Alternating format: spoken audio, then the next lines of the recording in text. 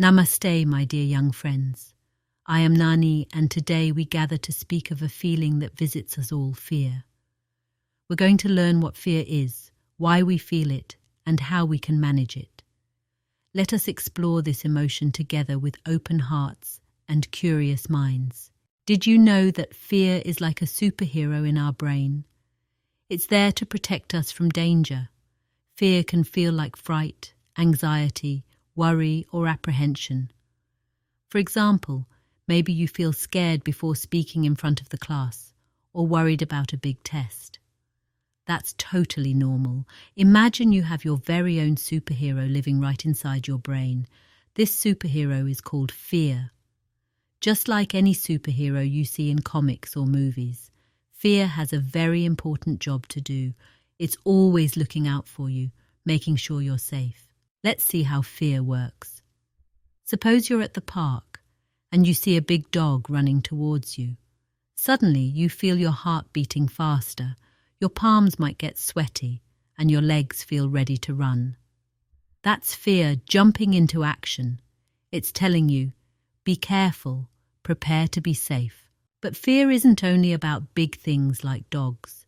It happens in small moments too. Have you ever felt butterflies in your stomach before you go on stage to speak or perform? Or maybe you've worried about a test at school. That's also fear doing its job. Fear feels like many things. It can be a quick fright that makes you jump, a long worry that makes you feel uneasy, or even a nagging apprehension about trying something new. And all of these feelings are perfectly normal. They are signs that your superhero is awake and looking out for you. Now, feeling fear is normal and helpful, but what's even more amazing is that you can learn to manage it. Just like superheroes learn to control their powers, you can learn to control your fear, so it doesn't stop you from enjoying life or trying new things. Remember, having fear is okay. It makes you human and keeps you safe. But knowing how to manage it makes you a superhero too. So, let's keep going and learn some great ways to understand and manage our fears better. Are you ready? Let's fly into action together. Our brain has a special part called the amygdala that helps us react to danger. You can think of it as the brain's alarm system. Just like an alarm in your house that beeps loudly when something is not right, the amygdala springs into action when it senses danger. This is really helpful, like when it stops us from touching a hot stove or crossing the street without looking both ways. Let's imagine you're in the kitchen and you see a hot stove. Before you can even think about it, your amygdala sends out a quick message: danger, do not touch. This happens so fast, and it helps you pull your hand back without even thinking. Or think about when you're about to cross the street. The amygdala helps you remember to look both ways for cars. It's like a little beep or buzz in your mind saying, check for safety before you cross. This special part of our brain isn't just about keeping us away from physical dangers. It also helps us when we meet new situations or face challenges that might make us feel a bit scared or unsure. The amygdala is always on the lookout, making sure we are safe. It's a crucial part of our brain that works all the time, even when we're sleeping. It never takes a break because your safety is its top priority. So next time you suddenly stop from doing something dangerous or you take a moment to think in a tricky situation, remember to thank your amygdala. It's your personal bodyguard, tucked away in your brain, always ready to protect you. Isn't it wonderful to know you have such a smart and protective part right inside your own head? But sometimes fear can be a bit too much, right? Here are some cool strategies to help manage it. Let's learn more about how we can work together with our amygdala to face fears and make smart choices. First, let's talk about deep breathing. When you feel scared, your breath might get fast and shallow. But if you take slow, deep breaths, it helps calm your body down. Let's try it together. Breathe in slowly, count to 4, then breathe out slowly, count to 4. Ready? Inhale and exhale. Great job!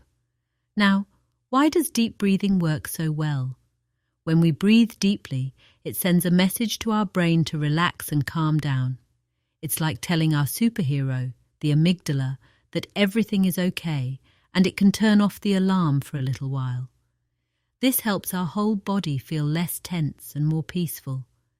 Deep breathing is a powerful tool you can use anytime you're feeling anxious or scared. Whether it's before a school presentation or during a thunderstorm, remember, taking deep breaths can help you feel safer and more in control. Let's practice one more time. Breathe in, count to 4, and breathe out, count to 4.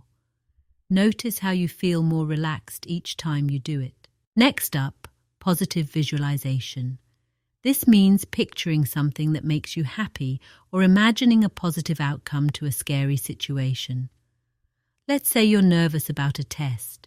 Imagine yourself smiling, handing in your paper, feeling confident. It can really change how you feel.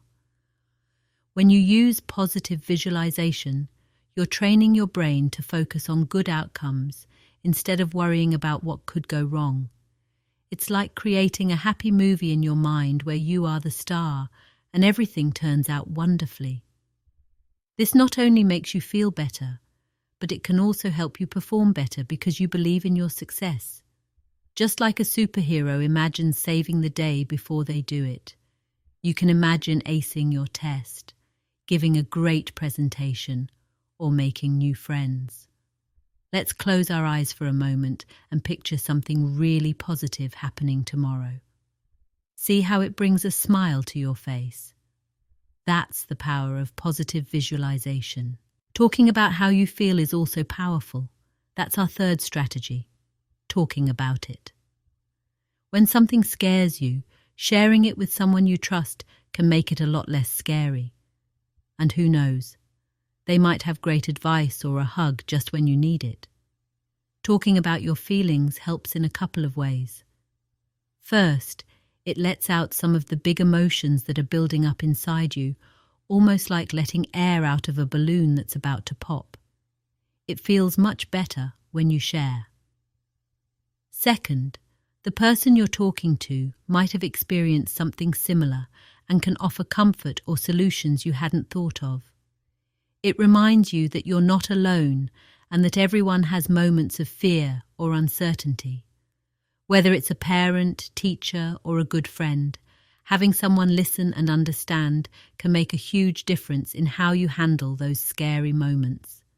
So next time something's bothering you, try talking it out. You might be surprised at how much lighter you feel afterwards. Lastly, let's explore mindfulness. This means paying close attention to what's happening right now. You can focus on what you see, hear, or feel. It helps keep your mind from worrying about things that haven't happened. Let's try by listening to any sounds we can hear for a moment. Mindfulness brings us back to the present moment, which is very powerful because it helps break the chain of your worries about the future. When you focus on what you can see, hear, or feel right now, you're training your brain to not wander off into worries. It's like having a remote control that can switch your thoughts from anxious to peaceful. Let's practice by focusing on our breathing. Notice how the air feels cool as you breathe in and warm as you breathe out. Observe how your chest rises and falls. This simple act of being mindful can help you feel grounded and calm whenever your thoughts start to race. Remember, whenever you feel overwhelmed, just pause and bring yourself back to the present moment. It's a safe space where you can always return. As we wrap up, remember what we've learned today about fear. It's a natural emotion and it's okay to feel it. We've learned why it happens, thanks to our superhero amygdala, and we've got some great tools to manage it. Try using these strategies next time you feel anxious or scared. Practice them, share them, and remember, facing our fears helps us grow stronger and kinder. If you see a friend feeling frightened, a kind word or a listening ear can make a big difference. Remember, being there for others also makes you brave. Thank you for joining me on this journey to understanding fear. Remember, everyone feels scared sometimes, And that's perfectly normal. It's how we handle those fears that makes the difference. I hope these strategies we talked about today, deep breathing, positive visualization, talking about it, and mindfulness, will help you next time you feel a bit anxious. And don't forget, our next video will explore another important emotion: sadness. We'll learn about why we feel sad, how it can actually help us, and what we can do to feel better. So, keep an eye out for that, and let's continue to learn and grow together.